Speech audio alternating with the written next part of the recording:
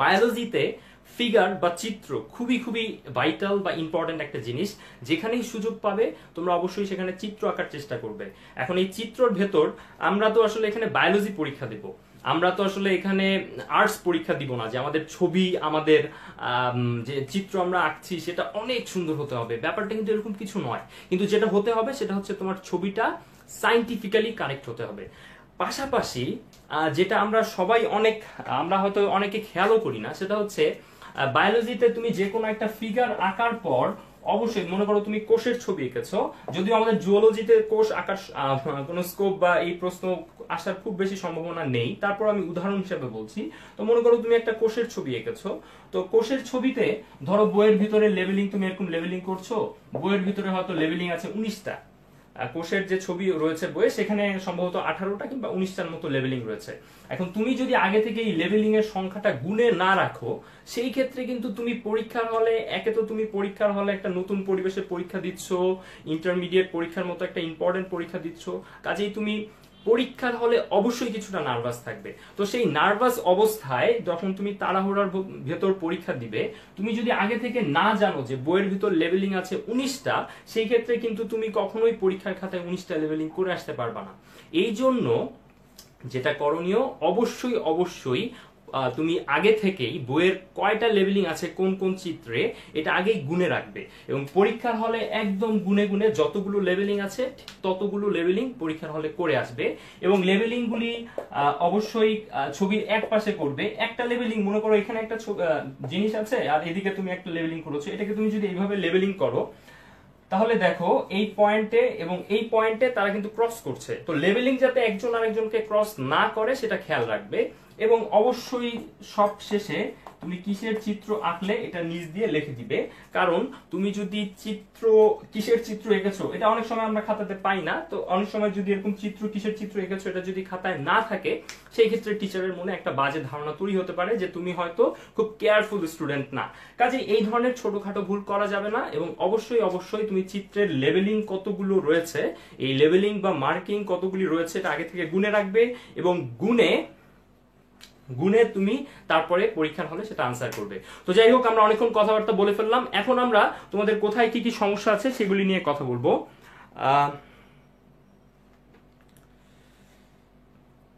দেখি কোথায় কোথায় সমস্যা আছে। ঘাসফড়িং এর সমস্যা স্পেসিফিক ভাবে বললে আসলে সুবিধা হয়। ঘাসফড়িং তো পুরো, আচ্ছা অপু তুমি জানতে চাইছো কার্ডিয়াক সাইকেল। জুবাইর তুমি বলেছো থার্ড চ্যাপ্টার তো আসলে অনেক বড় জিনিস। আচ্ছা সাবা তুমি প্রশ্ন করেছো যেটা খুব চমৎকার একটা প্রশ্ন। তুমি একটা প্রশ্ন করেছো যে পরিপাক স্টমাক বা পাকস্থলী এটা নিজেই পরিপাক হয়ে যায় না কেন? পাকস্থলী নিজেই পরিপাক হয় না কেন? এটা খুব চমৎকার একটা প্রশ্ন। আমি প্রথমে এই প্রশ্নটার আনসার দিয়ে নেই। দেখো, পাকস্থলীতে পরিপাক, আমরা জানি যে পাকস্থলীতে মূলত যেটা পরিপাক হয়, পাকস্থলীতে মূলত প্রোটিন পরিপাক হয়। এখন পাকস্থলীতে মূলত প্রোটিন পরিপাক হয়। এখন প্রোটিন আমাদের, তোমরা সেল মেমব্রেন বা কোষ ঝিল্লি ফ্লুইড মোজাইক মডেল পড়েছো এবং সেই মডেলে দেখেছো যে সেলের ভিতরে আসলে সেল মেমব্রেনে অনেকগুলি প্রোটিন থাকে। সত্যি কথা বলতে কি, আমাদের বডি বা আমাদের দেহের ম্যাক্সিমাম জিনিসই হচ্ছে প্রোটিন। আমাদের কোষের ম্যাক্সিমাম জিনিসই হচ্ছে রাসায়নিকভাবে প্রোটিন। এখন প্রোটিন পরিপাকের জন্য স্টমাকের ভিতর যে এনজাইম থাকে, সেই এনজাইমের নাম হচ্ছে পেপসিনোজেন।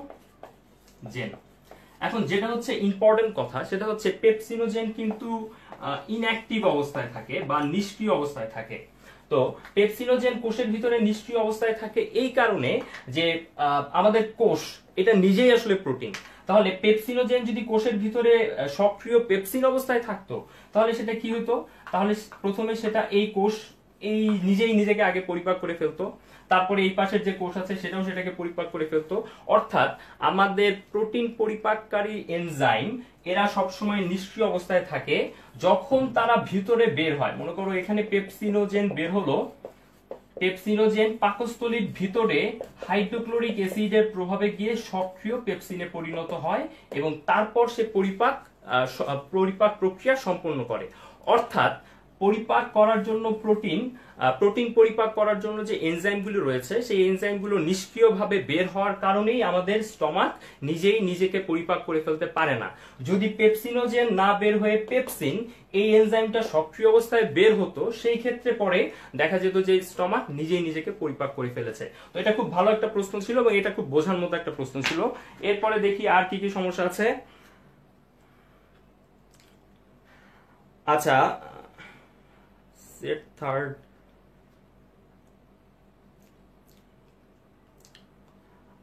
এরপরে চলে যাই। অপু, তুমি প্রশ্ন করেছিলে কার্ডিয়াক সাইকেল। আচ্ছা, কার্ডিয়াক সাইকেল নিয়ে খুব সংক্ষেপে বলে দেই। কার্ডিয়াক সাইকেলের উপর কিন্তু আমাদের ক্লাস আসলে একটা হয়েছে, তারপর আমি এখানে খুব সংক্ষেপে বলে দেই। কার্ডিয়াক সাইকেল, আমাদের হার্ট মিনিটে অর্থাৎ 60 সেকেন্ডে বিট করে 70 থেকে 80 বার। 70 থেকে 80 বিট পার মিনিট। অর্থাৎ আমি যদি গড়ে ধরি 75টা বিট করতে আমাদের হার্ট টাইম নেয় 60 সেকেন্ড, তাহলে একটা বিট করতে আমাদের হার্ট সময় নিচ্ছে 60/75 সেকেন্ড, যেটা হচ্ছে 0.8 সেকেন্ড। অর্থাৎ হার্ট একবার বিট করতে যতটুকু সময় লাগে সেই সময়টাকেই আমরা বলছি কার্ডিয়াক সাইকেল।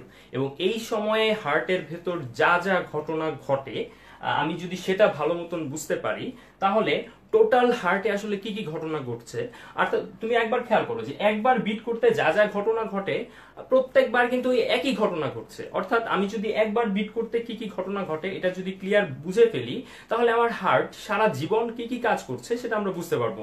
তাহলে কার্ডিয়াক সাইকেল এটা বোঝার জন্য আগে আমার একটা হার্ট আঁকা এবং হার্ট বোঝা প্রয়োজন। তাহলে আমরা একটা হার্টের ছবি এঁকে ফেললাম। তো এটা যদি আমার হার্ট হয়, আমি যদি এখানে দাঁড়াই, তাহলে এটা হচ্ছে আমার বাম পাশ আর এটা হচ্ছে আমার ডান পাশ। তাহলে আমরা জানি উপরের যে প্রকোষ্ঠ সেটা হচ্ছে অলিন্দ, অর্থাৎ এটা ডান অলিন্দ, আর নিচের যে প্রকোষ্ঠ সেটা হচ্ছে নিলয়, অর্থাৎ এটা ডান অলিন্দ, এটা হচ্ছে ডান নিলয়, এটা হচ্ছে বাম অলিন্দ, এটা হচ্ছে বাম নিলয়। তো যেটা হয়, আমাদের শরীরের যত দূষিত রক্ত আছে সব দূষিত রক্ত উপর থেকে সুপিরিয়র ভেনা ক্যাভা, নিচ থেকে ইনফেরিয়র ভেনা ক্যাভা, আর আরেকটা হচ্ছে আর্টারিয়া, আরেকটা ভেইন আছে যার নাম হচ্ছে করোনারি সাইনাস। এই সুপিরিয়র ভেনা ক্যাভা, ইনফেরিয়র ভেনা ক্যাভা আর হচ্ছে করোনারি সাইনাস, এই তিন রাস্তা দিয়ে আমার ডান অলিন্দে প্রবেশ করে। ডান অলিন্দ থেকে সেটা চলে যায় ডান নিলয়ে, ডান নিলয় থেকে সেটা চলে যায় লাংস বা ফুসফুসে। তো লাংসে গিয়ে আমরা জানি যে শিরা দিয়ে যে রক্ত আসে সেই রক্তগুলি দূষিত রক্ত, অর্থাৎ কার্বন ডাই অক্সাইড সমৃদ্ধ রক্ত। লাংস থেকে সেই রক্ত অক্সিজেন সমৃদ্ধ হয়ে চলে আসে বাম অলিন্দে, এবং বাম অলিন্দ থেকে বাম নিলয়ে, তারপর অ্যাওর্টার মাধ্যমে সেটা সমস্ত বডিতে চলে যায়। এটা হচ্ছে আমাদের হার্ট নর্মালি কি কাজ করে সেটা। এখন একটা জিনিস মনে রাখতে হবে, হার্ট যে সংকুচিত প্রসারিত হয়, অলিন্দগুলো একসাথে সংকুচিত হয় এবং নিলয়গুলি একসাথে সংকুচিত হয়। অর্থাৎ অলিন্দ এবং নিলয় দুইজন কখনো একসাথে সংকুচিত হতে পারে না, আবার অলিন্দ এবং নিলয় দুইজন একসাথে প্রসারিত হতে পারে না। এখন সংকোচন এই জিনিসটাকে বলা হয়, সংকোচন এই জিনিসটাকে বলা হয় সিস্টোল। আমরা মনে রাখতে পারি সংকোচন এবং সিস্টোল দুইটাই স দিয়ে শুরু, আর প্রসারণ যেটা এই জিনিসটাকে বলা হয় ডায়াস্টোল। তাহলে আমাদের এই কার্ডিয়াক চক্রে মূলত ঘটনা রয়েছে চারটি। একটা হচ্ছে অলিন্দের সিস্টোল, আমি একটু জায়গা বের করে লিখি, আমি আশা করি এই জিনিসটা তোমরা বুঝে ফেলেছো। তো এই জায়গাটায় আমি লিখছি অলিন্দের ডায়াস্টোল দিয়ে শুরু করি, ডায়াস্টোল, সিস্টোল, তারপরে হচ্ছে নিলয়ের ডায়াস্টোল, নিলয়ের সিস্টোল। তাহলে এই হচ্ছে চারটা ঘটনা। এখন দেখো, অলিন্দগুলি যখন সিস্টোল করছে, অর্থাৎ ডান অলিন্দ যখন সিস্টোল করছে, তখন ডান অলিন্দ থেকে রক্ত ডান নিলয়ে আসছে, আবার বাম অলিন্দ যখন সিস্টোল করছে, বাম অলিন্দ থেকে বাম নিলয়ে রক্ত আসছে। আর অলিন্দ যখন প্রসারিত হচ্ছে তখন এই পাশে এই সুপিরিয়র ভেনা ক্যাভা, ইনফেরিয়র ভেনা ক্যাভা এবং সুপিরিয়র ভেনা ক্যাভা, এটা ইনফেরিয়র ভেনা ক্যাভা এবং করোনারি সাইনাস, এই তিনটা রাস্তা দিয়ে ডান অলিন্দে রক্ত আসছে। আর এই বাম অলিন্দ যখন প্রসারিত হচ্ছে তখন এই রক্তনালীটার নাম হচ্ছে পালমোনারি ভেইন। পালমোনারি ভেইন বা পালমোনারি শিরার মাধ্যমে বাম অলিন্দে রক্ত আসছে। আর ভেন্ট্রিকলের কথা চিন্তা করো, ডান ভেন্ট্রিকল যখন প্রসারিত হয় বা ডায়াস্টল যখন হয় তখন এই অলিন্দ থেকে রক্ত এই ডান নিলয়ে আসে, আর বাম অলিন্দ যখন সিস্টোল করে তখন বাম অলিন্দ থেকে রক্ত বাম নিলয়ে আসে। অর্থাৎ অলিন্দগুলি যখন সংকুচিত হবে অর্থাৎ সিস্টোল হবে তখন এইখানে যে ভালভটা রয়েছে আর এইখানে যে ভালভটা রয়েছে, আমরা জানি যে ডান অলিন্দ এবং ডান নিলয়ের মাঝখানে যে ভালভ রয়েছে তার নাম হচ্ছে ট্রাইকাসপিড, আর বাম অলিন্দ এবং বাম নিলয়ের মাঝখানে যে ভালভটা রয়েছে তার নাম হচ্ছে বাইকাসপিড। তাহলে এই ডান অলিন্দ থেকে যখন ডান নিলয়ে রক্ত আসে তখন এই ট্রাইকাসপিড কপাটিকা বন্ধ থাকলে সেটা কি আর আসতে পারবে, বা এদিকে বাইকাসপিড কপাটিকা বন্ধ থাকলে কি এখান থেকে এখানে রক্ত আসতে পারবে? অর্থাৎ বুঝতেই পারছো আমাদের কিন্তু আসলে আমরা যখন বর্ণনা লিখবো তখন আমাদের দুটো জিনিস জাস্ট লিখতেই হবে। সেটা হচ্ছে যখন এই সিস্টোল এবং ডায়াস্টোল হয় তখন কোন কোন কপাটিকা বন্ধ থাকে এবং কোন কোন কপাটিকা খোলা থাকে, এই কথাটা অবশ্যই লিখতে হবে। পাশাপাশি এগুলি হতে আসলে কতক্ষণ সময় লাগে এই সময়ের ব্যাপারটা অবশ্যই লিখতে হবে, বা সময়ের ব্যাপারটা অবশ্যই জানতে হবে। তাহলে আমরা জানতে পারছি ডান অলিন্দ যখন ডায়াস্টোল করতেছে বা অলিন্দ যখন ডায়াস্টোল করতেছে তখন এইদিকে ট্রাইকাসপিড এবং বাইকাসপিড বন্ধ থাকছে, আর অলিন্দ যখন সিস্টোল করছে তখন অবশ্যই ট্রাইকাসপিড এবং বাইকাসপিড কপাটিকা খোলা থাকছে। আবার এবার আমরা ভেন্ট্রিকলে আসি। ভেন্ট্রিকল যখন সংকুচিত হয়, ভেন্ট্রিকল যখন সংকুচিত হয় ডান ভেন্ট্রিকল থেকে এই পালমোনারি ধমনী এই রক্তনালী দিয়ে রক্ত চলে যায় লাংসে, এবং বাম ভেন্ট্রিকল থেকে অ্যাওর্টা এটা দিয়ে রক্ত চলে যায় সমগ্র বডিতে। তাহলে ভেন্ট্রিকল যখন সংকুচিত হয় তখন এই পালমোনারি ধমনীর সামনে এবং অ্যাওর্টার সামনে যে ভালভ রয়েছে তাদের নাম হচ্ছে সেমিলুনার ভালভ। তাহলে এই সেমিলুনার ভালভগুলি ভেন্ট্রিকল যখন সংকুচিত হয় তখন সেমিলুনার ভালভগুলি বন্ধ থাকতে বাধ্য। আবার ভেন্ট্রিকল যখন প্রসারিত হয়, ভেন্ট্রিকল প্রসারিত হলে এখান থেকে এবং এখান থেকে রক্ত আসে, তো ভেন্ট্রিকল যখন প্রসারিত হয় তখন অবশ্যই অবশ্যই আমাদের ট্রাইকাসপিড এবং বাইকাসপিড খোলা থাকে। আর ভেন্ট্রিকল যখন সংকুচিত হয় তখন এই সেমিলুনার গুলি খোলা থাকে, কিন্তু দেখো সংকুচিত থাকলে এদিক দিয়ে রক্ত বের হয়ে যেতে পারে আবার এদিক দিয়ে রক্ত বের হয়ে যেতে পারে। তো ভেন্ট্রিকল যখন সংকুচিত হয় তখন এইদিকে পালমোনারি এবং অ্যাওর্টার সামনে যে ভালভ রয়েছে সেমিলুনার সেগুলি খোলা থাকে, কিন্তু এইদিকে ট্রাইকাসপিড এবং বাইকাসপিড বন্ধ থাকে। তো আমি আশা করি যে কোন ভালভ কখন খোলা থাকে কোন ভালভ কখন বন্ধ থাকে এটা তোমরা বুঝতে পেরেছো। পাশাপাশি যেটা সময়ের যে ব্যাপারটা আমি আগেই বলেছিলাম যে সময়ের ব্যাপারটা মনে রাখা খুব সহজ। আমরা একটা সংখ্যা মনে রাখবো 1735। তো আমরা একটু আগে বলেছিলাম যে আমাদের কার্ডিয়াক সাইকেলের সময় হচ্ছে 0.8 সেকেন্ড। তো এটা অ্যাট্রিয়াম বা অলিন্দ মিলে মিলে 0.8 এবং ভেন্ট্রিকল গুলি মিলে মিলে অর্থাৎ ভেন্ট্রিকলের সিস্টোল ডায়াস্টোল মিলে 0.8। তো যেহেতু অলিন্দ লিখতে এ বা অ্যাট্রিয়াম লিখতে এ লাগে এবং এ হচ্ছে প্রথমে, তাহলে এই 1735 এর প্রথম অংশটা হচ্ছে অলিন্দের জন্য আর পরের অংশটা হচ্ছে নিলয়ের জন্য। তো আমরা যেটা জানি যে আমরা আসলে সবাই কাজ করি কম এবং রেস্ট নেই বেশি, ঠিক তেমনি আমাদের হার্টও কাজ করে কম কিন্তু রেস্ট নেয় সে বেশি। অর্থাৎ আমরা যখন সংকোচন হয় হার্টের তো তখন হচ্ছে হার্ট কাজ করে, তাহলে সংকোচনের সময় লাগে কম, আর প্রসারণের জন্য বা যখন প্রসারিত হয় তখন তার সময় লাগে বেশি। তাহলে মনে রাখতে হবে যে অলিন্দের সংকোচন এটা হচ্ছে 0.1 সেকেন্ড এবং অলিন্দের যে প্রসারণ সেটা হচ্ছে 0.7 সেকেন্ড। ঠিক তেমনি নিলয় যখন সংকোচন হয় তখন তার কাজ হয় বেশি, অর্থাৎ নিলয়ের সংকোচন হচ্ছে 0.3 সেকেন্ড এবং নিলয়ের প্রসারণ অর্থাৎ নিলয়ের ডায়াস্টোল হচ্ছে 0.5 সেকেন্ড। তো তোমরা যদি কখন কোন ভালভ খোলা থাকে এবং কোন পর্যায়ে হতে কতক্ষণ সময় লাগে এই জিনিসগুলি, এবং সবাই যদিও এই ছবিটা খুব ক্লামজি হয়ে গেছে তারপর আমি মনে করি এটা সায়েন্টিফিক্যালি কারেক্ট। তো তুমি যদি এরকম চারটা আলাদা আলাদা ছবি দিয়ে কখন কোন ভালভ খোলা থাকছে কখন কোন ভালভ বন্ধ থাকছে এটা যদি তুমি আমাকে জানাও তবে সেই ক্ষেত্রে আমি বিশ্বাস করি যে তুমি অবশ্যই ফুল মার্কস পেতে বাধ্য। তাহলে চলো এবার আমরা যাই আর কোথায় কি সমস্যা আছে। আচ্ছা, হাইড্রাতে তোমরা অনেকেই বলছো সমস্যা আছে। হাইড্রা, আচ্ছা হাইড্রার, আচ্ছা গ্রাসহপারের ওমাটিডিয়া, আচ্ছা আচ্ছা চোখ কান নিয়ে, হ্যাঁ অবশ্যই গ্রাসহপারের ওমাটিডিয়াতে সমস্যা আছে, হৃৎপিণ্ড আমি দুটো একসাথে বলতে চেয়েছিলাম।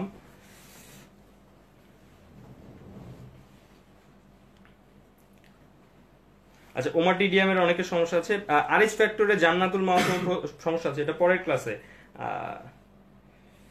তাহলে এখন আমরা যেই জিনিসটাতে যাব সেটা হচ্ছে গ্রাসহপার নিয়ে তোমাদের অনেকেরই সমস্যা আছে বলছো, এবং হাইড্রা নিয়ে সমস্যা আছে বলছো। তাহলে হাইড্রা এবং গ্রাসহপার নিয়ে একটু কথা বলবো, তারপরে আমরা শ্বসনের নিয়ন্ত্রণ এটা নিয়েও আমি দেখলাম বেশ অনেকে প্রশ্ন করেছো, সেটা আমি বুঝাবো।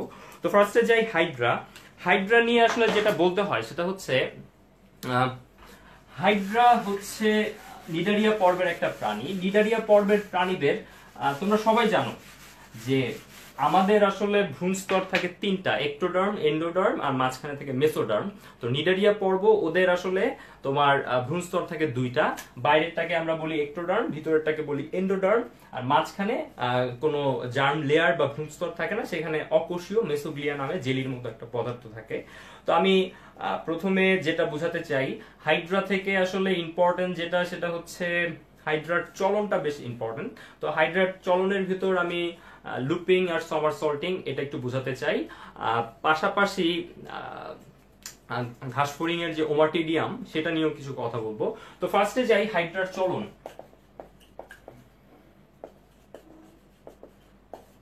হাইড্রার চলনে মনে করো এটা একটা হাইড্রা, ধরো এটা একটা হাইড্রা, হ্যাঁ হাইড্রার মতো যদিও এটা লাগছে না, তারপরে ধরে নিলাম যে এটা একটা হাইড্রা। তো ফার্স্টে লুপিং, লুপিং পদ্ধতিতে হাইড্রাটা ফার্স্টে করে কি এইভাবে তার মাথাটাকে সে ভাঁজ করে। মাথাটাকে সে ভাঁজ করার পর তারপরে সে যে কাজটা করে সেটা হচ্ছে, এটা দেখো ওর পা, এই পায়ের অংশটাকে ও সামনের দিকে এগিয়ে আনে। অর্থাৎ আগে হাইড্রার অবস্থা ছিল এরকম, জাস্ট এর পরের মোমেন্টে হাইড্রার অবস্থাটা হলো এরকম। দেখো মাঝখানের যে দূরত্বটা সেই দূরত্বটা সে কমিয়ে এনেছে, এবং তারপরে সে কি করে আবার মাথার উপর ভর দিয়ে দাঁড়ায়। অর্থাৎ লুপিং পদ্ধতিতে হাইড্রা লুপ তৈরি করলো একবার, সে কিন্তু সবসময় তার পায়ের উপরই ভর রাখলো, মাথা বা যেটাকে আমরা বলতেছি যে ওর কর্ষিকা, এই কর্ষিকার উপরে সে কিন্তু কখনোই ভর রাখেনি। তারপরে যে সেটা সে যে কাজটা করেছে, সে অল্প একটু নিজের পাকে সামনের দিকে নিয়ে এসেছে, তারপরে সে আবার মাথা উঁচু করে দাঁড়িয়েছে। তাহলে এই পদ্ধতিটাকে বলা হয় লুপিং, বা আমি যদি বাংলায় বলি তাহলে হচ্ছে হামাগুড়ি পদ্ধতি। সে হামাগুড়ি দিয়ে আস্তে আস্তে করে আগাচ্ছে, এবং এটা তুমি দেখো এই যে এরকম আছে, সে একবার এরকম এরকম এরকম এভাবে করে সে আগাচ্ছে। তাহলে দেখতে তাকে অনেকটাই লাগছে একটা শুঁয়োপোকার মতো। আমি এই জিনিসটা তোমাদেরকে একটা হাইড্রা বানিয়ে আসলে দেখাতে চাই, এবং হাইড্রা বানানোর জন্য আমার আসলে যে জিনিসটা দরকার সেটা হচ্ছে আমার একটা পৃষ্ঠা দরকার।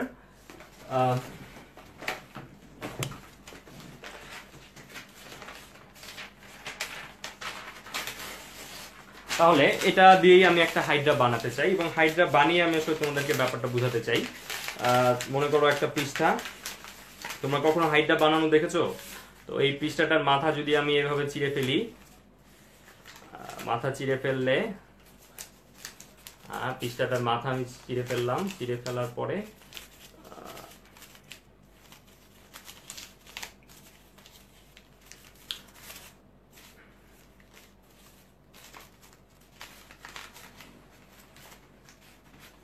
আচ্ছা, একটা হাইড্রার বডির কি কি অংশ থাকে সেটা তোমরা সবাই নিশ্চয়ই জানো, যে একটা হাইড্রার বডিতে মূলত অংশ থাকে তিনটা। তো একদম মাথার দিকে যে ওর কোনো মুখ থাকে না, বাট মুখের বদলে একটা ছিদ্র থাকে যেটার নাম হচ্ছে হাইপোস্টাম। খুব একটা ভালো হাইড্রা আসলে হয়নি তাড়াহুড়ার ভেতর। তাহলে ধরো এটা একটা হাইড্রা। তো হাইড্রার আমি আশা করি সবাই দেখতে পাচ্ছে। তো হাইড্রার এই উপরের দিকে যে ছড়ানো অংশটা এটাকে আমরা বলি কোর্সিকা বা টেন্টাকলস। তারপরে এটা রয়েছে দেহকাণ্ড, আর নিচের দিকে রয়েছে পদচাকতি। তো হাইড্রার যে ছিদ্রটা থাকে মুখের দিকে, সেই ছিদ্রটাকে আসলে ঠিক মুখ বলা ঠিক না, ওর নাম হচ্ছে হাইপোস্টোম। এবং এই ছিদ্র দিয়ে সে একাধারে সে খাবার গ্রহণ করে, এবং খাবার গ্রহণ করার পর খাবারের যে অপাচ্য অংশ সেটা আবার সে ত্যাগ করে। তাহলে এটা হচ্ছে হাইপোস্টোম। এরপরে দেহকাণ্ড। দেহকাণ্ডে ওর হচ্ছে উপরের দিকে দেখা যায় যে কিছু মুকুল দেখা যেতে পারে, যেটা গ্রীষ্মকালে বেশি দেখা যায়। তারপরে হচ্ছে উপরের দিকে তোমার শুক্রাশয় বা পুরুষ জননাঙ্গ দেখা যায় এবং নিচের দিকে ডিম্বাশয় বা স্ত্রী জননাঙ্গ দেখা যায়। তো দেখা যায় যে সারা বছর আসলে থাকে না এগুলি, কোনো কোনো বছর শুক্রাশয় এবং কোনো কোনো সময় শুক্রাশয় এবং কোনো কোনো সময় ডিম্বাশয় এটা থাকে, একই সাথে দুটো সাধারণত থাকে না। আর এই যে কোর্সিকা দেখছো, যদিও খুব একটা ভালো হয়নি, কোর্সিকার সংখ্যা থাকে 6 থেকে 10টি। তো যাই হোক, আমরা ছিলাম হাইড্রার চলনে। তো হাইড্রার চলনটা একটু দেখো, যে এটা মনে করো হাইড্রা, তাহলে হাইড্রা প্রথমে কি করলো, এখানে এসে সে এরকম একটা লুপ তৈরি করলো এবং তার কোর্সিকার উপর সে ভর দিল না, পায়ের উপরই ভর রাখলো। তারপরের মুহূর্তে সে তার পাটাকে একটু সামনের দিকে নিয়ে আসলো, অর্থাৎ এরকম ছিল, এখান থেকে একটু এদিকে নিয়ে আসলো এবং তখন তার অবস্থা হলো এরকম, এবং তারপরে সে এইভাবে মাথা উঁচু করে আবার দাঁড়ালো। এটা হচ্ছে লুপিং। এরপরে চলো যাই, সেটা হচ্ছে সমারসল্টিং। সমারসল্টিং যেটা, এটা মনে করো এই যে হাইড্রাটা, এই হাইড্রাটা করলো কি, এইরকম আবার লুপ করলো। লুপ করার পর সে এই পায়ের যে অংশটা সেটাকে উপরের দিকে সে দিয়ে দাঁড়িয়ে গেল, তারপরে আবার এই পাশে একটা লুপ করলো এবং তারপরে সে আবার মাথা উঁচু করে দাঁড়ালো। অর্থাৎ আমি যদি হাইড্রার, আমার এই কাগজের মডেল হাইড্রা, যেটা যদি আসলে খুব ফানি, তারপর আমার মনে হয় যে তোমরা এই জিনিসটা বুঝতে পারবে, এটা দিয়ে যদি দেখাই তাহলে এরকম ছিল হাইড্রাটা। পরের মোমেন্টে হাইড্রাটা এইভাবে মাথা ভাঁজ করে এদিকে চলে আসলো এবং পরের মোমেন্টে এইভাবে মাথাটা নিচে রেখে সে উপরের দিকে দাঁড়ালো। পরের মোমেন্টে আবার সে এই দিকে লুপ করলো এবং তারপরের মোমেন্টে আবার এইভাবে সে দাঁড়ালো, অর্থাৎ সে ডিগবাজি দিয়ে ওই পাশে চলে গেল। এই পদ্ধতিটার নাম হচ্ছে সমারসল্টিং, বা আমি এটাকে ডিগবাজিও বলতে পারি। তাহলে তোমরাই আসলে বুঝতে পারছো যে যখন সে এইভাবে করে, এইভাবে একটু মানে একবার লুপ করে আস্তে করে পা বা পদতল একটু সামনে নিয়ে সে মুভমেন্ট করেছিল, তখন সত্যি কথা বলতে সে অল্প একটু দূরত্ব অতিক্রম করেছিল। কিন্তু এখন এইখানে যখন সে ডিগবাজি খেলো, তখন সে অনেক লম্বা দূরত্ব কিন্তু অতিক্রম করতে পারলো। তো আমি যদি তোমাকে এই দুটোর প্রসেসের পার্থক্য বলি, তাহলে দেখো, লুপিং এ সে লুপ তৈরি করেছে একবার, সমারসল্টিং এ সে লুপ তৈরি করেছে দুইবার। লুপিং এ সে কখনোই কোর্সিকার উপর ভর দিয়ে দাঁড়ায়নি, কিন্তু সমারসল্টিং এ সে এইখানে কোর্সিকার উপর ভর দিয়ে দাঁড়িয়েছে। লুপিং এ সে অল্প একটু দূরত্ব অতিক্রম করলো এবং একবার লুপ তৈরি করলো, কিন্তু সমারসল্টিং এ সে বেশি দূরত্ব অতিক্রম করেছে এবং দুইবার সে লুপ তৈরি করেছে। লুপিং পদ্ধতিটা অনেকটা শুয়োপোকার মতো, আর এই ডিগবাজি পদ্ধতিটা অনেকটাই আমরা যে ডিগবাজি খাই সেই ডিগবাজির মতো, এবং সেটা দিয়ে সে আসলে খুব দ্রুত শিকার ধরতে পারে। সো এটা হচ্ছে তার সাধারণ শিকার ধরার পদ্ধতি। আর এই লুপিং হচ্ছে সে যদি দূরে কোথাও যেতে চায়, সে দূরে কোথাও যাওয়ার পদ্ধতি। এছাড়া হাইড্রার আরো অনেক ধরনের চলন রয়েছে। তো সেই চলনগুলো আসলে খুব কোন চলন প্রক্রিয়াটা দেখতে কিসের মতো, এটা তোমরা একটু দেখবে। এবং পাশাপাশি হাইড্রা উপরের দিকে ওঠা এবং নিচের দিকে নামা, অর্থাৎ আরোহণ এবং অবরোহণ করার জন্য সে হচ্ছে ক্রলিং বা হ্যাচড়ানো পদ্ধতি ইউজ করে। তোমরা সেই জিনিসটাও একটু মনে রাখবে। তো হাইড্রা থেকে আরো যে জিনিসটা তোমাদের পরীক্ষাতে অবশ্যই তোমরা চিত্র সহ শিখে যাবে, এবং চিত্র অবশ্যই ওরকম লেভেলিং গুনে গুনে শিখবে, সেটা হচ্ছে একটি নিডোসাইট। এই নিডোসাইটের ছবি সহ, আমরা জানি যে হাইড্রার দেহে শিকার ধরার জন্য খুবই চমৎকার একটা কোষ রয়েছে যার নাম হচ্ছে নিডোসাইট। এই নিডোসাইট তোমরা ছবি সহ পরীক্ষার হলে লিখবে, এবং পরীক্ষাতে এটা আসার খুবই ভালো সম্ভাবনা আছে। এবং নিডোসাইটের বর্ণনা যখন লিখবে তখন পয়েন্ট পয়েন্ট করে করে লেখার চেষ্টা করবে। পয়েন্ট পয়েন্ট করে লিখলে পরে তোমার খাতার প্রেজেন্টেশন ভালো হয় এবং নাম্বার ভালো আসে। আচ্ছা, এরপর আমরা চলে যাই ঘাসফড়িং এ। ঘাসফড়িং এর তোমরা অনেকগুলি প্রশ্ন করেছো। তো আমার কাছে মনে হয় যে তোমরা ওমাটিডিয়াম এই জিনিসটার ছবি খুব সুন্দর করে আঁকা শিখবে, এবং ওমাটিডিয়ামের সাথে সাথে আমি যে জিনিসটা একটু কঠিন একটা জিনিস বোঝাতে চাই, সেটা হচ্ছে আমাদের গ্রাস হপার বা ঘাসফড়িং এর বিভিন্ন ধরনের দর্শন প্রক্রিয়া আছে সেটা সম্পর্কে।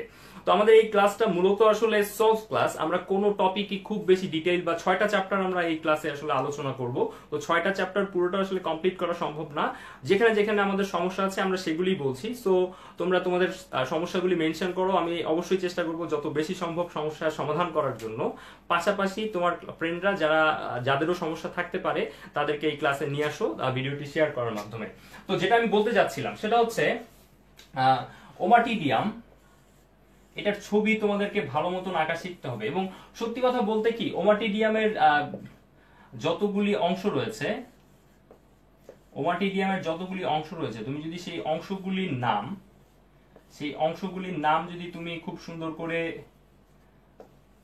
লিখে দিয়ে আসতে পারো, অংশগুলির নাম লিখলে পরে কিন্তু তোমার জাস্ট প্রশ্নটা এরকমই হবে যে ওমাটিডিয়াম তার গঠন এবং বর্ণনা দাও। হ্যাঁ, তো আমি খুব তাড়াতাড়ি একটা ছবি আঁকলাম, খুব বেশি ভালো ছবি যে হয়েছে তা না, বাট আমি আশা করি যে আমি যে জিনিসটা বুঝাতে চাই সেটা আমি বুঝাতে পারবো।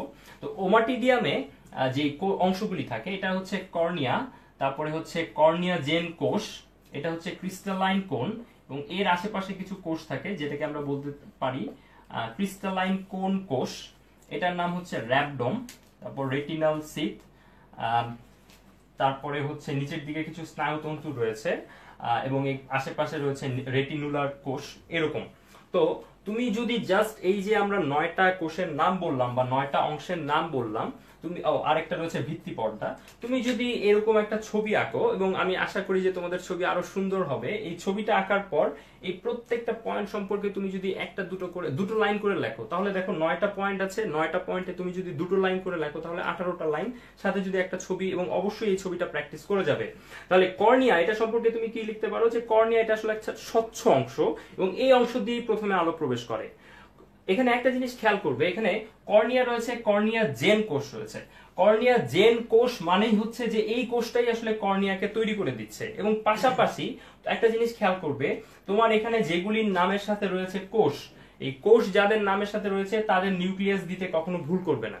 যাদের নামের সাথে কোষ রয়েছে তাদের সাথে অবশ্যই নিউক্লিয়াস দিতে হবে, এবং যাদের নামের সাথে কোনো কোষ নেই, যেমন কর্নিয়া, ক্রিস্টালাইন কোন, এদের নামের সাথে কোনো কোষ নেই, তাহলে কিংবা রেটিনাল সিথ, এই ধরনের কোষগুলির নামের সাথে কোনো, এই জাতীয় অংশগুলির নামের সাথে কোনো কোষ এই শব্দটি নেই, তাহলে তারা আসলে কোষ না এবং তাদের ভিতরে নিউক্লিয়াস দিবে না।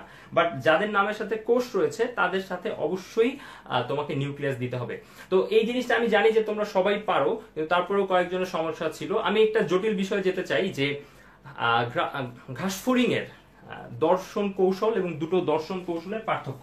তো প্রথমেই যেটা সমস্যা হয়, কোনটা যে উজ্জ্বল আলো আর কোনটা যে মৃদু আলো, এটাতে সমস্যা হয়। আমরা জানি যে ঘাসফড়িং এর দর্শন প্রক্রিয়া আছে দুই ধরনের, অ্যাপোজিশন এবং সুপারপজিশন। আমি যেভাবে মনে রাখতাম যে কোনটা উজ্জ্বল আলো এবং কোনটা মৃদু আলো, সেটা হচ্ছে, দেখো আমি যদি ইংলিশ আলফাবেট শুরু করি তাহলে এর পরেই আসলে কি আসে, বি। তাহলে এ দিয়ে হচ্ছে অ্যাপোজিশন আর বি দিয়ে হচ্ছে ব্রাইট বা ব্রাইট লাইট। তাহলে অ্যাপোজিশন এটা কোন আলোতে হয়, অ্যাপোজিশন হয় ব্রাইট লাইট বা উজ্জ্বল আলোতে, আর সুপারপজিশন এটা তাহলে কোন আলোতে হয়, এটা তাহলে হয় মৃদু আলোতে। তাহলে আমি আশা করব যে এই জিনিসটা অ্যাটলিস্ট তোমরা কখনো ভুল করবে না, যে সুপারপজিশন এবং অ্যাপোজিশন। এখন বাকি অংশগুলি তুমি পারবে। বলো তো কোন প্রক্রিয়াতে তুমি কি উজ্জ্বল আলোতে বেশি ভালো দেখো না মৃদু আলোতে বেশি ভালো দেখো? অবশ্যই আমরা উজ্জ্বল আলোতে বেশি ভালো দেখি। তাহলে অ্যাপোজিশনের ছবিটা হবে ভালো ছবি, আর সুপারপজিশনের ছবিটা হবে ঝাপসা ছবি। অ্যাপোজিশনের যে ছবিটা হবে, এখন একটা ছবি কখন ভালো হয়, আমরা জানি যে ঘাসফড়িং এর, মনে করো এটা হচ্ছে ঘাসফড়িং এর তো আসলে সরল চোখ নেই, ওর হচ্ছে জটিল চোখ, এবং এই জটিল চোখের এক একটা অংশের নাম হচ্ছে ওমাটিডিয়াম। তো ধরো এগুলো এক একটা করে ওমাটিডিয়াম, আমরা খুব সিম্পল ভাবে আঁকলাম ওমাটিডিয়াম, এটা একটা ওমাটিডিয়াম, এটা একটা ওমাটিডিয়াম। কারণ একটা ওমাটিডিয়ামকে আরেকটা ওমাটিডিয়াম সেপারেট করে রেটিনাল সিথ নামে একটা আবরণ রয়েছে, সেই আবরণটি। তাহলে উজ্জ্বল আলোতে যেটা হয়, রেটিনাল সিথ এটা সংকুচিত হতে পারে, প্রসারিত হতে পারে। তো উজ্জ্বল আলোতে যেটা হয়, রেটিনাল সিথটা প্রসারিত হয়ে থাকে, প্রসারিত প্রসারিত, আমি এই লাল রং দিয়ে রেটিনাল সিথ বোঝাচ্ছি, প্রসারিত। এখন রেটিনাল সিথ যদি প্রসারিত হয়ে থাকে, তাহলে দেখো একটা ওমাটিডিয়াম এর লাইট অন্য ওমাটিডিয়ামে প্রবেশ করতে পারবে না। শুধুমাত্র এই পয়েন্ট থেকে যদি আমাকে দেখতে হয়, এই পয়েন্ট থেকে ডাইরেক্ট লাইট একটা ওমাটিডিয়ামে ঢুকছে, কিন্তু এখান থেকে লাইট অন্য ওমাটিডিয়ামের ভিতরে আসলে প্রবেশ, মানে অন্য ওমাটিডিয়ামের ভিতরে প্রবেশ করলেও সেটা প্রসারিত হয়ে অন্য কোনো একটা ওমাটিডিয়ামের লাইট অন্য কোনো ওমাটিডিয়ামের ভিতর ঢুকতে পারছে না। এই জন্য অ্যাপোজিশনে ছবিটা ভালো আসছে, একটা ক্লিয়ার সিঙ্গেল ইমেজ আসছে। কিন্তু সুপারপজিশনের ক্ষেত্রে যেটা হচ্ছে, তোমরা বইয়ের ছবিতে আরো ভালো করে খেয়াল করতে পারো, ধরো ওমাটিডিয়াম ওমাটিডিয়াম ওমাটিডিয়াম। তো সুপারপজিশনের ক্ষেত্রে তোমরা বইয়ের ছবিতে খেয়াল করবে, এখানে মোটা মোটা করে কিছু জিনিস দেওয়া আছে। হ্যাঁ, মোটা করে দেওয়া আছে মানে হচ্ছে ওর যে রেটিনাল সিথ, মেইন কথা হচ্ছে উজ্জ্বল আলোতে রেটিনাল সিথ প্রসারিত থাকে এবং মৃদু আলোতে রেটিনাল সিথ সংকুচিত হয়ে থাকে। তো রেটিনাল শীট সংকুচিত হয়ে থাকার কারণে এই ওমাটিডিয়ামের লাইট ক্রস করে এদিকে চলে যাচ্ছে, এই ওমাটিডিয়াম থেকে লাইট ক্রস এদিকে চলে যাচ্ছে, বা এখান থেকে এদিকে, অর্থাৎ একটা ওমাটিডিয়ামের লাইট আরেকটা ওমাটিডিয়ামে প্রবেশ করছে। এর ফলে কোনো সিঙ্গেল ইমেজ হচ্ছে না এবং এর ফলে সুপারপজিশনে একটা ঝাপসা প্রতিবিম্ব তৈরি হচ্ছে। তাহলে অ্যাপোজিশন এর পরে বি থাকে, তাহলে অ্যাপোজিশন হয় ব্রাইট লাইটে। ব্রাইট লাইটে আমরা ভালো দেখি, এই জন্য অ্যাপোজিশনে সুন্দর ছবি তৈরি হয়, সিঙ্গেল ইমেজ তৈরি হয় এবং বেসিক মেকানিজমটা কি, রেটিনাল শীট অ্যাপোজিশনে প্রসারিত থাকে, এই জন্য অন্য ওমাটিডিয়ামের ভেতর ঢুকতে পারে না, কিন্তু সুপারপজিশনে রেটিনাল শীট সংকুচিত থাকে। This is the main thing. এখন তাহলে চলো আমরা আরেকটা খুব ইন্টারেস্টিং একটা টপিকে যাব, সেটা হচ্ছে আমাদের এবং বেশ কঠিন একটা টপিক, সেটা হচ্ছে শ্বসনের নিয়ন্ত্রণ। হ্যাঁ, এর মধ্যে তোমরা তোমাদের যেখানে যেখানে যেখানে তোমাদের সমস্যা আছে তোমরা একটু বলো, আমরা সেটা একটু সমাধান করব।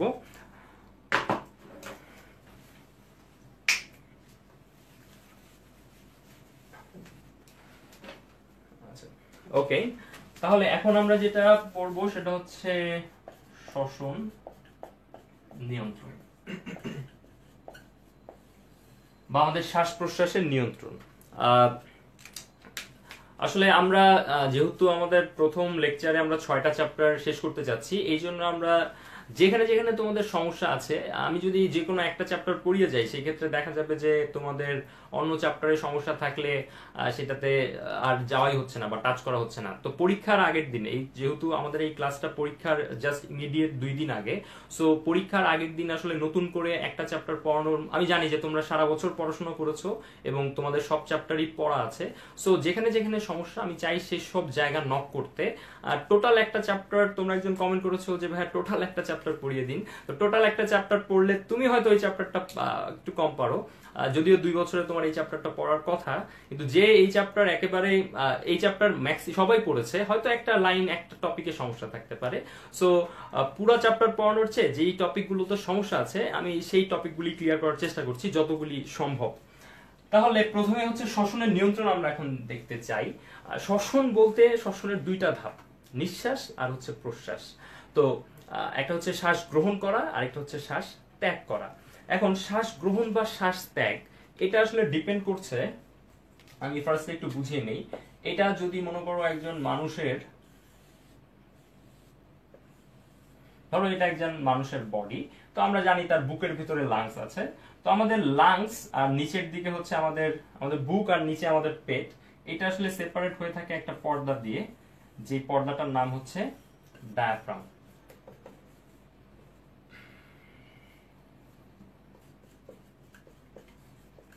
ডায়াফ্রাম, এখন দেখো ডায়াফ্রামটা যদি নিচের দিকে নেমে আসে, তো মনে করো ডায়াফ্রাম যদি নিচের দিকে নেমে আসে, তাহলে আমাদের এই বুকের যে ভলিউম বৃদ্ধি পায়।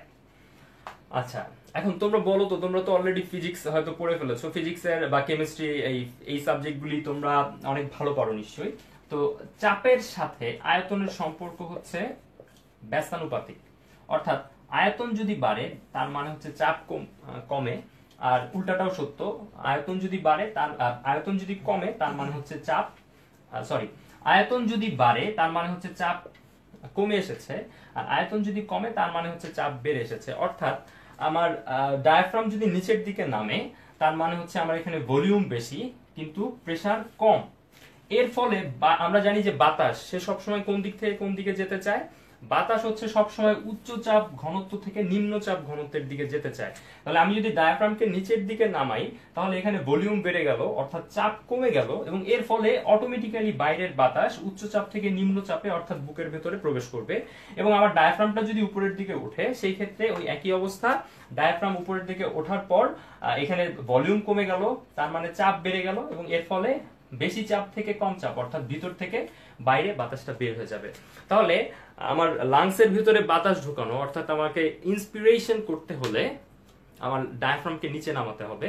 এখন শুধু ডায়াফ্রামেই শেষ কথা না, ডায়াফ্রামের সাথে সাথে আমাদের ইন্টারকোস্টাল মাসেল এটাও যদি সংকুচিত হয়, দেখো আমাদের এখানে বুকের ভেতর যে পরশুকা রয়েছে সেই পরশুকাগুলি একটু অ্যাঙ্গেল করে নিচের দিকে নামানো থাকে। এই পরশুকাগুলি যদি একটু উপরের দিকে ওঠে, ধরো এই রকম আছে, এরকম থাকলে আমার এখানে আয়তন একটু কম, তো আমি আমার পরশুকাগুলি যদি একটু উপরের দিকে ওঠে, পরশুকাগুলি একটু উপরের দিকে উঠলেও তোমার হচ্ছে ভলিউম কিছুটা বৃদ্ধি পায়। তাহলে ভলিউম বাড়ানোর জন্য আমাদের বডি দুইটা কাজ করে, একটা সবাই বুঝলে যে ডায়াফ্রামকে নিচের দিকে নামিয়ে দেয়, এবং আরেকটা যদিও এই ছবিতে সেটা বোঝানো সম্ভব না, বাট সেটা হচ্ছে পরশুকাগুলিকে উপরের দিকে ওঠানো দরকার। তাহলে এই দুটো বেসিক কথা তোমাকে একটু মাথায় রাখতে হবে। এরপরে আমরা শ্বাস প্রশ্বাসের নিয়ন্ত্রণ এই টপিকটাতে যাব। তো শ্বাস প্রশ্বাসের নিয়ন্ত্রণ এই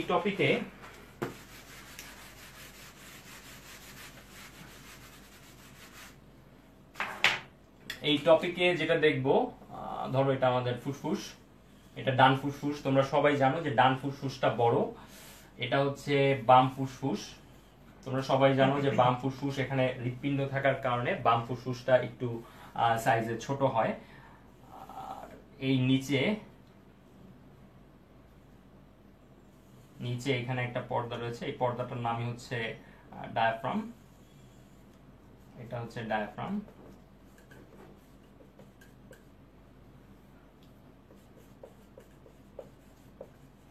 এখন আমাদের, আর এটা মনে করো আমাদের রিব বা পরশুকা, দুটো পরশুকা আঁকলাম।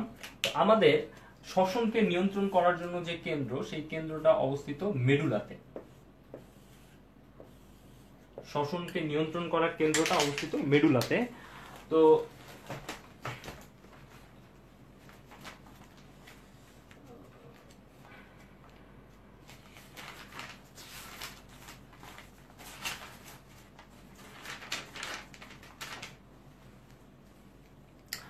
মেডুলাতে যে অবস্থিত, উপরের অংশটা হচ্ছে নিঃশ্বাস আর নিচের অংশটা হচ্ছে প্রশ্বাস। অর্থাৎ এটা হচ্ছে আমাদের মেডুলার কেন্দ্র। মেডুলা তো আসলে সংক্ষিপ্ত নাম, পুরো নাম হচ্ছে মেডুলা অবলঙ্গাটা। এই মেডুলা অবলঙ্গাটার যে শ্বসন কেন্দ্র রয়েছে, সেই শ্বসন কেন্দ্রের উপরের অংশটা হচ্ছে নিঃশ্বাস আর নিচের কেন্দ্রটা হচ্ছে প্রশ্বাস। অর্থাৎ আমরা জানি যে আমাদের ভেতরে যে বাতাস ঢোকা, এটার ঘটনা, এই ঘটনাটাকে বলে প্রশ্বাস বা ইন্সপিরেশন, আর বাতাস বের হয়ে যাওয়া এই ঘটনাটাকে বলে তোমার এক্সপিরেশন বা নিঃশ্বাস। তাহলে প্রশ্বাস কেন্দ্র, প্রথমে তোমরাই বলো যে ভেতরে বাতাস ঢোকার জন্য কি কি করা প্রয়োজন। প্রথমে বাতাস ভেতরে ঢোকার জন্য দুটো জিনিস করা প্রয়োজন, একটা হচ্ছে ডায়াফ্রামকে নিচের দিকে নামতে হবে, এবং আরেকটা হচ্ছে আমার রিবকে বা পরশুকাকে উপরের দিকে উঠতে হবে। তো প্রশ্বাস কেন্দ্র থেকে একটা নার্ভ, এই নার্ভের নাম হচ্ছে ফ্রেনিক নার্ভ।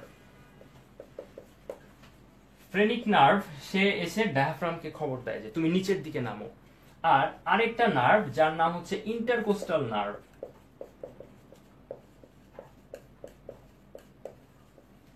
আরেকটা নার্ভ যার নাম হচ্ছে ইন্টারকোস্টাল নার্ভ। এই ইন্টারকোস্টাল নার্ভ এসে খবর দেয় যে তুমি পরশুকাটা উপরের দিকে ওঠো। এখন ইন্টারকোস্টাল নার্ভ আবার দুই ধরনের আছে, একটা হচ্ছে অন্তঃস্থ আর একটা হচ্ছে বহিস্থ। তো দেখা যায় যে বহিস্থ ইন্টারকোস্টাল নার্ভ সে এসে বলছে যে পরশুকা তুমি উপরের দিকে ওঠো। তো পরশুকা তো আসলে মাসলের সাহায্যে ওঠানামা করে। তো এখানে দুইটা রিবের মাঝখানে যে মাসল রয়েছে, সেই মাসলের নাম হচ্ছে ইন্টারকোস্টাল মাসল, এবং এই বহিস্থ ইন্টারকোস্টাল নার্ভ এসে সেই মাসলকে বলছে যে তুমি এবার একটু সংকুচিত হয়ে উপরের দিকে ওঠো।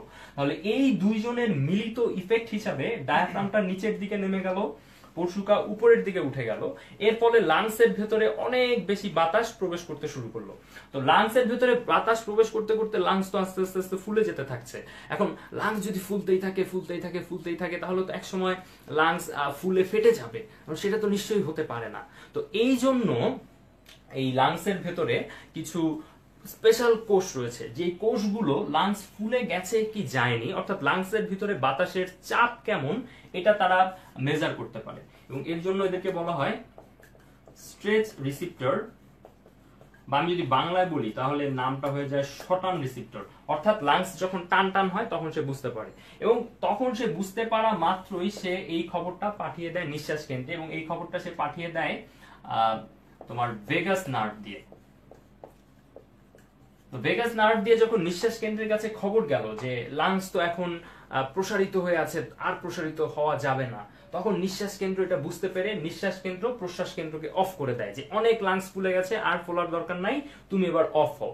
তো প্রশ্বাস কেন্দ্র অফ হওয়ার কারণে এটা এবং এটা দুজনই সে সিগন্যাল ডিসকন্টিনিউ করে বা সিগন্যাল আর দেয় না, এই জন্য ডায়াফ্রাম আবার উপরের দিকে উঠে যায়। এখন এই পরশুকার যে উপরের দিকে উঠে গেছে, পরশুকাকে আবার নিচের দিকে নামানো দরকার, এবং এই জন্য আরেকটা নার্ভ আমি অন্য রং দিয়ে আঁকি, আরেকটা নার্ভ তার নাম হচ্ছে ইন্টারকোস্টাল, এই নার্ভ দিয়ে সে খবর পাঠায়। এখন এটা গেল আমাদের নিঃশ্বাস প্রশ্বাস নিয়ন্ত্রণের একটা পর্যায়। আরেকটা পর্যায় হচ্ছে যে আমাদের বডিতে আমরা যদি নিঃশ্বাস এবং প্রশ্বাস ঠিক মতো না নেই, এই বা আমার নিঃশ্বাস যদি আমি কিছুক্ষণ বন্ধ করে রাখি, তাহলে আমার রক্তে কার্বন ডাই অক্সাইডের পরিমাণ বেড়ে যায় এবং অক্সিজেনের পরিমাণ কমে আসে। তাহলে রক্তের ভেতর কার্বন ডাই অক্সাইডের পরিমাণ কিরকম এবং অক্সিজেনের পরিমাণ কিরকম এটা বোঝার জন্য আমাদের বডিতে স্পেশাল কিছু সেল রয়েছে, যার নাম হচ্ছে যেহেতু তারা কেমিক্যালকে মনিটর করতে পারে, এই জন্য তাদের নাম হচ্ছে কেমোরিসেপ্টর। এই কেমোরিসেপ্টর গুলি রয়েছে অ্যাওর্টিক আর্চ নামে একটা জায়গায় এবং ক্যারোটিড বডি এরকম নামের একটা জায়গায়। তো অ্যাওর্টিক আর্চ আমাদের বডিতে যদি কার্বন ডাই অক্সাইডের পরিমাণ কমে যায় কিংবা অক্সিজেনের পরিমাণ, কার্বন ডাই অক্সাইড পরিমাণ যদি বেড়ে যায় কিংবা অক্সিজেনের পরিমাণ কমে যায়, তাহলে এই কেমোরিসেপ্টর গুলো উত্তেজিত হয়। আমি প্লাস চিহ্ন দিয়ে বোঝালাম যে তারা উত্তেজিত হয়েছে। তো দেখা যায় যে কার্বন ডাই অক্সাইড একটু বাড়লে তারা অনেক বেশি উত্তেজিত হয়ে যায়, কিন্তু অক্সিজেন অনেকখানি কমলে তারা একটু উত্তেজিত হয়। অর্থাৎ কার্বন ডাই অক্সাইডের প্রতি তাদের সেন্সিটিভিটি বা কার্বন ডাই অক্সাইডের প্রতি তাদের আকর্ষণ অনেক বেশি। কার্বন ডাই অক্সাইড একটু বাড়লে পরেই সে খুব উত্তেজিত হয়ে যায় এবং উত্তেজিত হয়ে সে তাড়াতাড়ি খবর পাঠায় আমাদের প্রশ্বাস কেন্দ্রে যে তুমি তাড়াতাড়ি প্রশ্বাস করো, আমি কিন্তু রক্তে অনেক বেশি কার্বন ডাই অক্সাইড দেখছি। তো এত বেশি উত্তেজিত হয়ে সে এত বেশি খবর পাঠায় যে আমরা সেই ক্ষেত্রে আর শ্বাস বন্ধ রাখতে পারি না বা আমাদের শ্বাস প্রশ্বাসের গতি তখন বেড়ে যায়। তো এই দুটো প্রসেস ছাড়াও আরেকটা জিনিস একটু খেয়াল করার মতো, সেটা হচ্ছে এটা একটু খেয়াল করে দেখো যে তুমি কিংবা আমি কিছুক্ষণ যদি চেষ্টা করি বা আমি যদি চাই যে আমি 1 মিনিট নিঃশ্বাস বন্ধ রাখবো, তাহলে 1 মিনিটের মতো কিন্তু আমরা সবাই নিঃশ্বাস বন্ধ করে রাখতে পারি। তাহলে তোমরা সবাই জানো যে আমাদের ব্রেইনের একটা ঐচ্ছিক অংশ রয়েছে। ব্রেইনের যে ঐচ্ছিক অংশ রয়েছে তার নাম হচ্ছে সেরেব্রাল কর্টেক্স। তাহলে যেহেতু আমরা ইচ্ছা অনিচ্ছার কারণে কিছুক্ষণের জন্য হলেও লাংসকে নিয়ন্ত্রণ করতে পারি বা আমাদের শ্বাস প্রশ্বাসকে নিয়ন্ত্রণ করতে পারি, এর মানে হচ্ছে সেরেব্রাল কর্টেক্সের সাথে আমাদের এই নিঃশ্বাস এবং প্রশ্বাস কেন্দ্র যেটা রয়েছে মেরুলা অবলঙ্গটাতে, তার সাথে একটা কানেকশন রয়েছে। তাহলে আমরা দেখলাম যে আমরা শ্বসনকে আসলে 3টা উপায় নিয়ন্ত্রণ করতে পারি। প্রথমে হচ্ছে এই মেকানিক্যাল উপায়, যেটা হচ্ছে এই নার্ভের মাধ্যমে হচ্ছে। দ্বিতীয়টা হচ্ছে কেমিক্যাল উপায়, যেটা হচ্ছে কেমোরিসেপ্টরদের মাধ্যমে, এবং আরেকটা রয়েছে ঐচ্ছিক যে উপায়, সেটা রয়েছে সেরেব্রাল কর্টেক্সের সাথে আমাদের লাংসের কানেকশনের কারণে।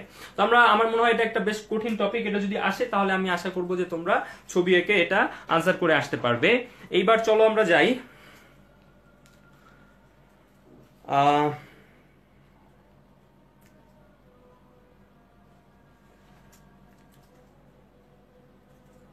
হাইড্রা দেখলাম অনেকেই। তারপরে আচ্ছা রাজু, তুমি একটা প্রশ্ন করেছো যে ভাইয়া হাইড্রোক্লোরিক অ্যাসিড তো অনেক মারাত্মক অ্যাসিড, কিন্তু সেটা আমাদের ক্ষতি করে না কেন? আর মাসুদ তুমি আরেকটা প্রশ্ন করেছো যে ডায়ালাইসিসটা কিভাবে হয়। আচ্ছা, তাহলে আমরা প্রথমে যাই যে হাইড্রোক্লোরিক অ্যাসিড এটা আমাদের ক্ষতি করে না কেন সেই প্রশ্নে।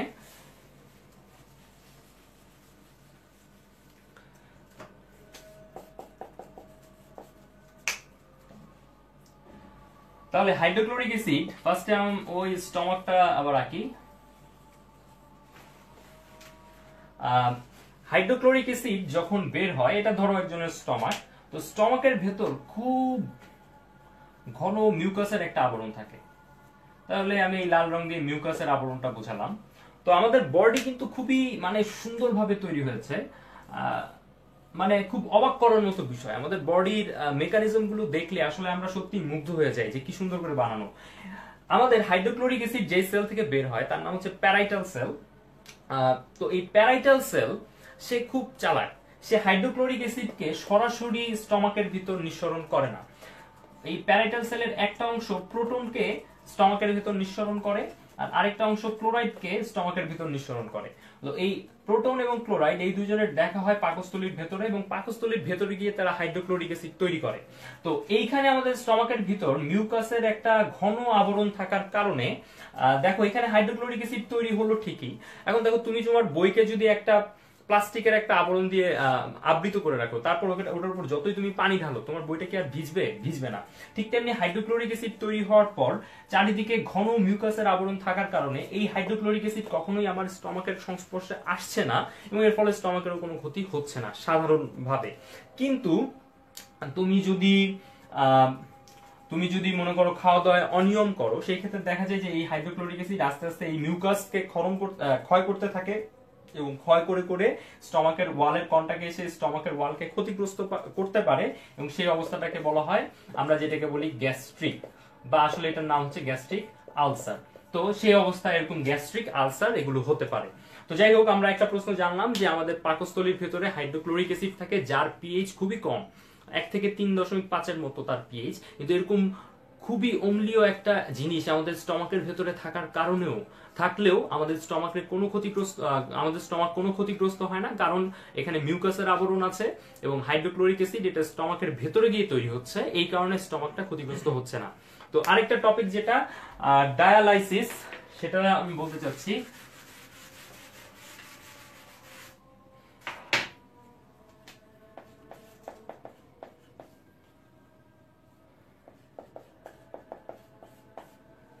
তো ডায়ালাইসিস এটা দুই ধরনের, তোমরা সবাই জানো। একটা হচ্ছে হিমোডায়ালাইসিস, আর এটা হচ্ছে পেরিটোনিয়াল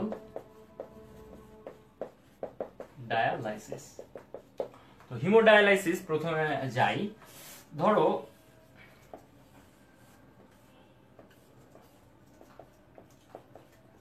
এই মানুষটার কিডনি বিকল হয়ে গেছে। তো একজন মানুষের কিডনি বিকল হয়ে গেলে, কিডনি আমরা জানি যে রক্তকে বিশুদ্ধ করে, তো তার রক্তকে এখন আর বিশুদ্ধ করা সম্ভব হচ্ছে না, তার রক্তে বজ্র পদার্থ বা ওয়েস্ট ম্যাটেরিয়ালের পরিমাণ অনেক বেড়ে যাচ্ছে। তো এই ওয়েস্ট ম্যাটেরিয়াল গুলি তার শরীর থেকে বের করে আনা প্রয়োজন। তো এই বের করে আনার ব্যাপারটাই আমরা ডায়ালাইসিসের মাধ্যমে করব। তো ধরা যাক এই লোকটার কিডনি বিকল। তো বিকল মানুষের তো আসলে এত হাসি খুশি থাকার কথা না, তো ধরলাম এই মানুষটার কিডনি বিকল হয়ে গেছে। তো আমরা করব কি, তার শরীর থেকে রক্ত বাইরে বের করে নিয়ে আসবো একটা টিউবের মাধ্যমে।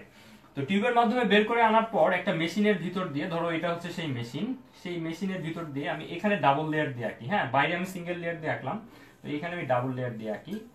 তো এটার ভিতর দিয়ে রক্ত চালনা করলাম একটা টিউবের ভিতর দিয়ে। তো এই টিউবটা আমি এমন ভাবে বানালাম যে এই টিউবটা হচ্ছে সেমি পারমিয়েবল, বা বাংলায় যদি আমি বলি বৈষম্য ভেদ্য, অর্থাৎ এর ভিতর দিয়ে কিছু জিনিস আসা যাওয়া করতে পারে। এবং আমি এদিক দিয়ে এই রাস্তা দিয়ে আমি এখানে একটা তরল পদার্থ ঢুকিয়ে দিলাম, যে তরল পদার্থের নাম হচ্ছে ডায়ালাইসেট। এবং এই ডায়ালাইসেটের ঘনত্ব এমন ভাবে করা হলো যে রক্তের যে দূষিত পদার্থগুলো রয়েছে, এই রক্তের দূষিত পদার্থের উপস্থিতি এখানে নাই, কিন্তু রক্তের যে প্রয়োজনীয় উপাদানগুলো রয়েছে, এই প্রয়োজনীয় উপাদান রক্তের ভেতর যেই পরিমাণ ঘনত্বে আছে, এই ডায়ালাইসেটেও সেই ঘনত্বের আছে। তো তোমরা নিশ্চয়ই অভিস্রবণ পড়ার সময় পড়েছো যে দুই পাশে যদি ঘনত্বের পার্থক্য না থাকে, তাহলে সেগুলি কিন্তু এক পাশ থেকে অন্য পাশে যাওয়া আসা করে না। শুধুমাত্র ঘনত্বের পার্থক্য যদি থাকে, সেই ক্ষেত্রে আসলে ব্যাপন কিংবা অভিস্রবণ এগুলি হওয়া সম্ভব। ঘনত্বের পার্থক্য না থাকলে কোনো ব্যাপন বা অভিস্রবণ হওয়া সম্ভব না। তাহলে আমি ওয়েস্ট ম্যাটেরিয়াল গুলির এখানে ঘনত্বের পার্থক্য রয়েছে, কিন্তু প্রয়োজনীয় উপাদানগুলোর ঘনত্বের কোনো পার্থক্য নেই।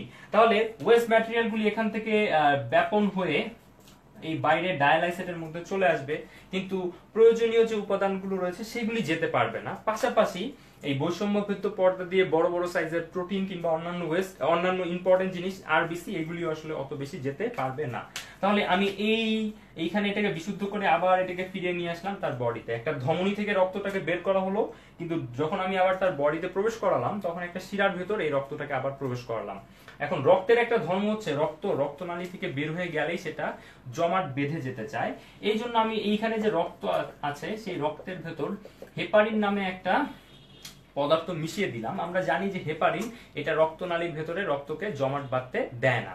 তো আমি এইভাবে কন্টিনিউয়াসলি 5-6 ঘন্টা এরকম যদি চালানো হয় তাহলে তার বডি থেকে আস্তে আস্তে অনেক ওয়েস্ট ম্যাটেরিয়াল বের হয়ে আসবে এবং ফিল্ট্রেশন যেটা আসলে কিডনির করার কথা সেই কিডনির কাজটা এভাবে আমরা চালাতে পারি। কিন্তু এই পদ্ধতির যেটা অসুবিধা সেটা হচ্ছে 5-6 ঘন্টা লোকটাকে কন্টিনিউয়াসলি এই মেশিনের সাথে অ্যাটাচ থাকতে হবে।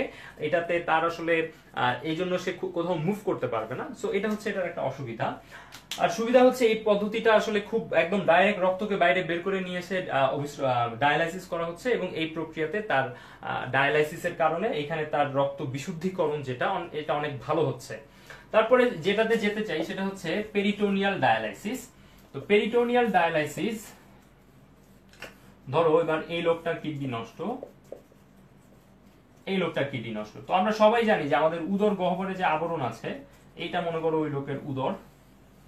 তো আমরা সবাই জানি যে উদর গহ্বরে যে আবরণ আছে এই আবরণের নাম হচ্ছে পেরিটোনিয়াম।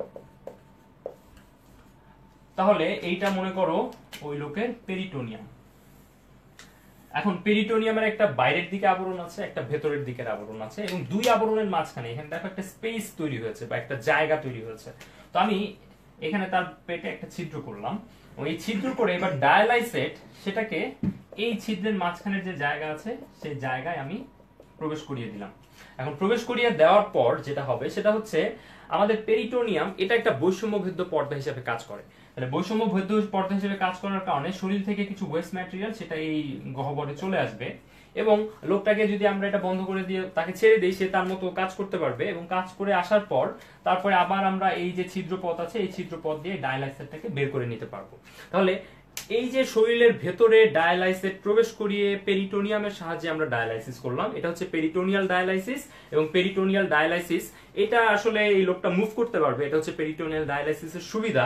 কিন্তু অসুবিধা যেটা সেটা হচ্ছে যেহেতু তার পেটে আমরা এরকম একটা কন্টিনিউয়াস ছিদ্র করে রাখছি সেই কারণে এখান দিয়ে জীবাণু প্রবেশ করে তার পেরিটোনিয়ামের প্রদাহ অর্থাৎ পেরিটোনাইটিস এই রোগটা হতে পারে।